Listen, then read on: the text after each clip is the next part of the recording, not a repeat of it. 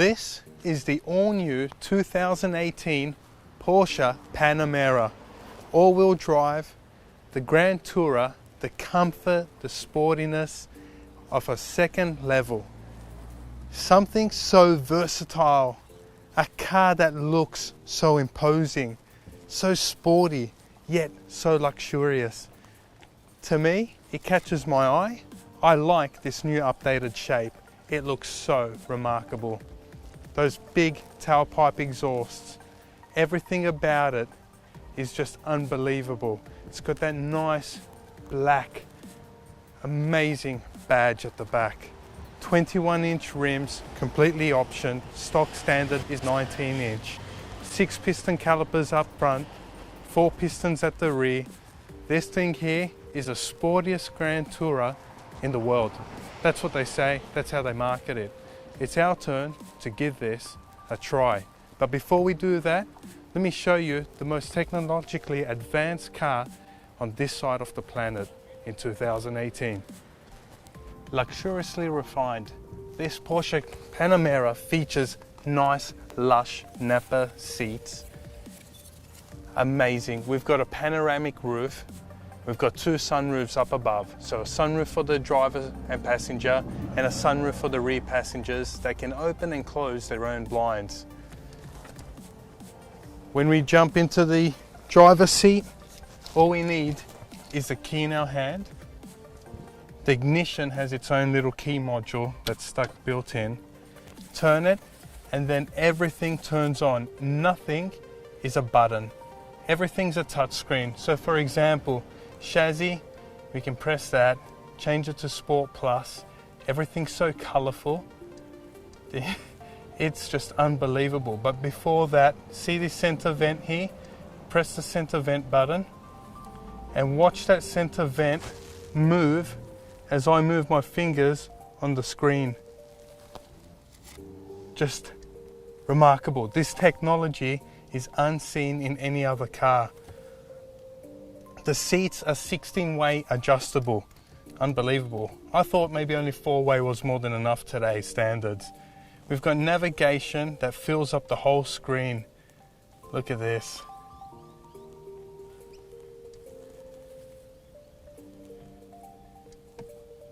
There we go.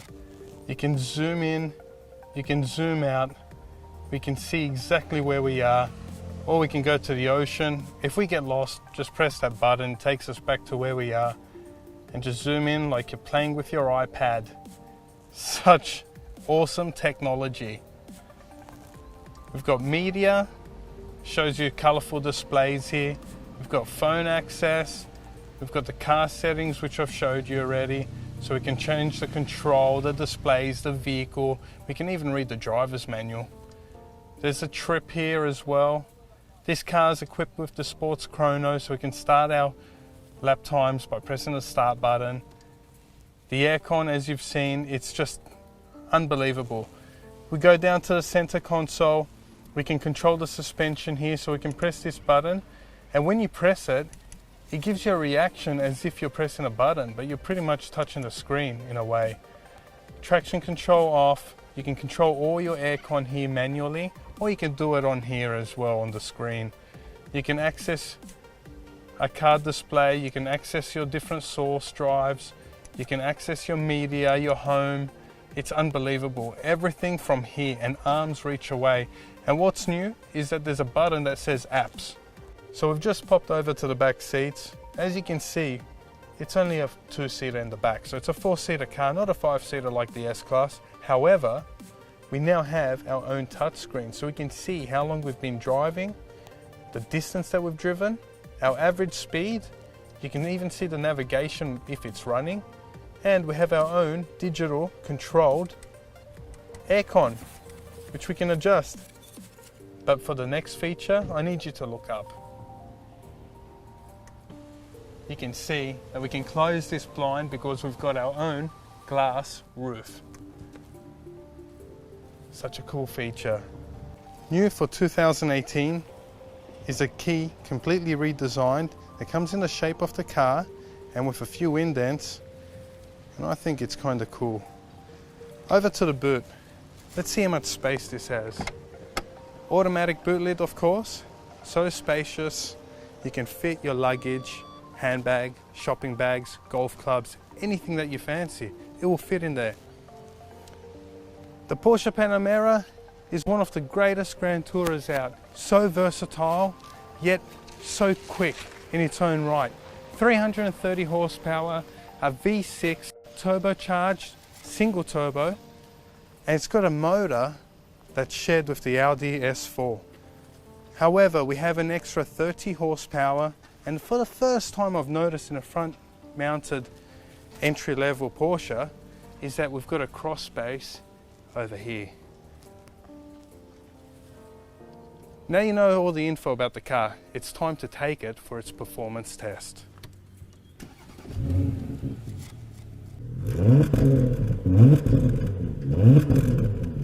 Just one thing before we take off, got to show you this feature.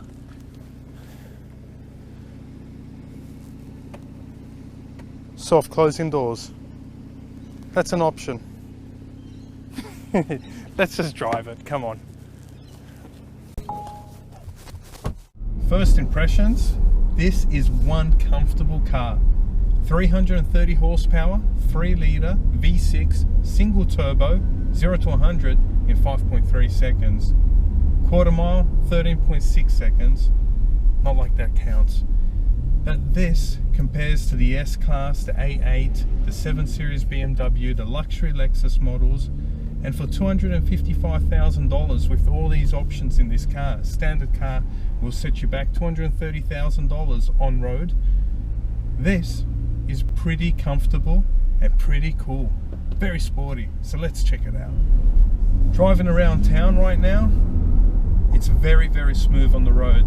Road bumps, you don't feel it. It's like driving an S-Class, even the S-Coupe, because this car here, although it has 4 doors, and it is a big sort of sedan, you do sit only 4 people. That's all you could sit in this car. Other cars, S-Class, 7 Series, comfort for 5, there's comfort for 4, but everything is so high tech. It's such a versatile car. Everything in this car is all electric. The technology is uncomparable. I haven't seen anything with this much technology before. Everything is touchscreen, even the odometer, the tachometer, the whole lot. The cluster is all digital. 2018. So this is the technology that we're accustomed to now. This is the first generation of Porsche where they've introduced all this touchscreen technology. The displays are just absolutely amazing. They're all colorful, so high tech, so high definition as well. I've been told that the new Cayenne, 2018 Cayenne, is going to feature all these technologically advanced features, screens, displays, everything. There's nothing that this car can't do for you. It's got a 360 parking camera. You've got everything. Everything's covered. You can lower the height, so the air suspension now is completely standard on this model, on the Panamera, and pretty much on the Cayenne, on every model now. So you can adjust your suspension by just reaching away, pressing a button on your screen, and it drops it down to low. It's pretty cool. It really is a very comfortable car. So awesome, in fact, that I forget that I'm driving such a big luxury GT car, a Grand Tourer, and I feel like I'm in a sports Porsche.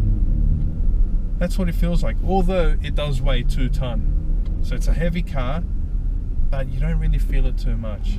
It's a really good heavy car. Porsche have managed to play with the weight so well that this car, it just feels so nimble for its size. Could this be the most versatile Grand Tourer in 2018? When you compare it to all the other models, the S model, the 7 Series BMW, the Audi A8, this is a very unique car. It is so sporty in that range. It's possibly the most sportiest out of all those cars. Definitely not the quickest for its price in a way. $255,000 with all these options, or 230 grand being all stock standard on the road. But hey, what we have is a car that does 0 to 100 in 5.3 seconds. It sounds quite good. It's a V6, don't forget, single turbo of course, and it's a Porsche. That's what you want. The badge, it's Porsche. It's quick enough, it looks good, but the reason why I buy this car is that the long distance driving. So they say on a full tank, this car can last up to 900 kilometers. That's right, you can drive this from Sydney to Brisbane all on one tank.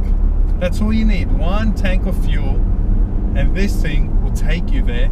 And you know what? It'll take you there in the most absolute, uncomparable comfort. The levels of comfort in this car is phenomenal. It is one of the smoothest rides I've ever driven for a sports sedan GT car. The Panamera comes in a rear-wheel drive version, or the Panamera 4 for its entry level, and this here is a Panamera 4, meaning all-wheel drive. So we've got all-wheel drive capability. We can take it off-roading pretty much, sand maybe, bit of dirt track, and this, when you pull out of corners, what you have is you've got the added benefit of having the axle at the front, which drives itself, so it's an all-wheel drive. It'll pull you out of corners, especially when this car weighs 1,925 kilograms. You need that extra oomph out of the corners.